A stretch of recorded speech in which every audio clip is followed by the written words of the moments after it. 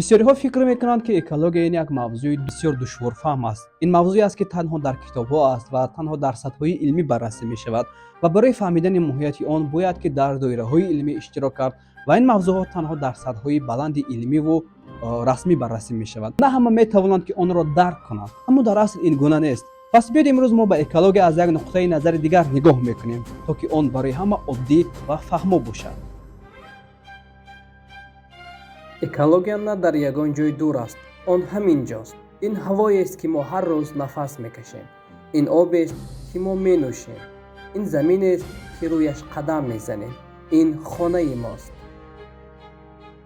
نگاه داشتن طبیعت معنای آن را ندارد که یک بار تمام جهان را نجات دهیم، بلکه این معنای آن را دارد که از کارهای عادی آغاز کنیم. چراغ‌های نالازم را خاموش کنیم. پرتاب را به زمین نپرتاییم. به جای استفاده بردن از نقلیات کم پیاده راه برویم. بارخلطه‌های یک دفعینه را استفاده نبریم. درخت شنانیم. محیط زیستمان را تازه نگاه داریم و غیره. از همین قدم‌های خرد تغییرات‌های بزرگ آغاز می‌شوند. وقتی هر کدام ما یک قدم می‌گذارد، ما یک جهان را به سمت درست می‌بریم. اکولوژی علمی خشک و خالی نیست. اکولوژی این حیات ما است.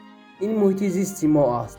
این خانه ما، عائله ما، فرزندان ما، نزدیکان ما و این طبیعتی است که ما را می‌خوراند و می‌پوشاند. پس برای حمایت آن، برای حفظ آن از کارهای عادی آغاز کنیم. طوری که میگویند قطره قطره عاقبت دریا شود. پس میتوانیم خلاصه کنیم که اکولوژی تنها علم نیست. اکولوژی این حیات ماست. اکولوژی شما هستید. اکولوژی من هستم. اکولوژی ما هستیم.